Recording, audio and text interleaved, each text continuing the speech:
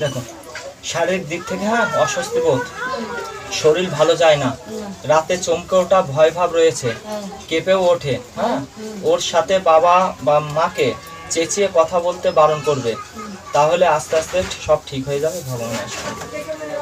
এই চেঁচিয়ে কথা বলে এর সাথে থাকবা, মাঝে মাঝে চেঁচিয়ে ওর ভয়টা ওর মধ্যে রয়ে গেছে।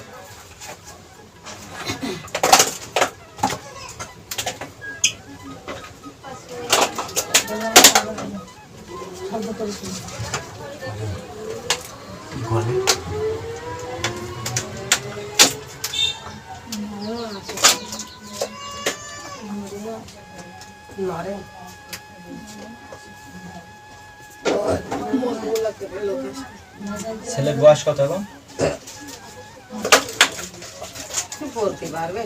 35 হয়েছে, 35 প্লাস।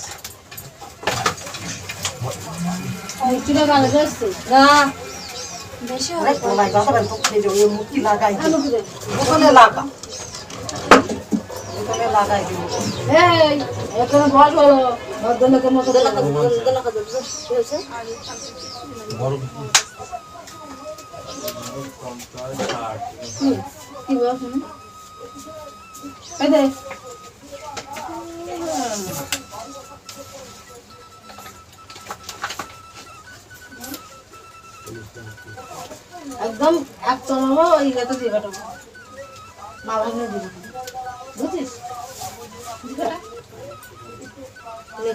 কান লিবে এক খামাস পারবি না বলে।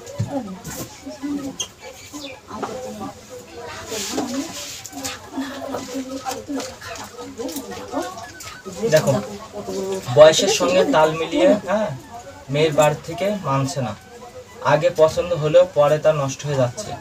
ছেলের বিবাহ হবে কিন্তু দেরিতে, এখন 35 প্লাস মানে 35-এর বেশি বয়স। হ্যাঁ, ছেলে কিন্তু এর পরে বিবাহের আশা ছেড়ে দেবে। আগে বিবাহ করবে না বলে সময় পেরিয়ে গেছে। আগে যখন বিবাহের সময় ছিল তখন বলেছিলাম বিয়ে করবো না, কিন্তু এখন সময় পেরিয়ে গেছে, এখন শুধু সম্বন্ধ নিয়ে যেতে হবে। বোঝা গেল? তোমাকে এখন দৌড়ে মরতে হবে।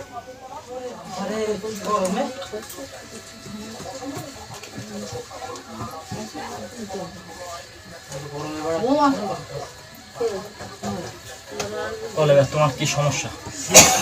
আমার কিন্তু সেদিন একটা মানুষ মরে গেল, দেখতে গেছিলাম, তারপরের থেকে না ভয় ভয় ভয় ভয় কাটছে না, বাড়ি খুব ভয় লাগছে, আর এই পেটের মধ্যে যন্ত্রণা করছে।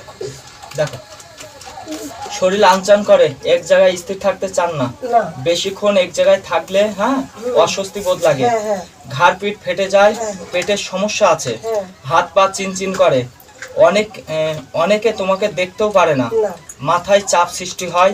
সব ঠিক হয়ে যাবে ভগবানের আশীর্বাদ। বুকের ভিতর কিছু হলে ধরপড় করে। এই আর কিছু ঠিক হয়ে যাবে। জপ করো খাওয়ার আগে, হ্যাঁ খাওয়ার আগে জপ করতে হবে। তোমার মন্ত্রটা একটু বড় হয়ে করতে পারো তো? আমি তো করতে পারি না।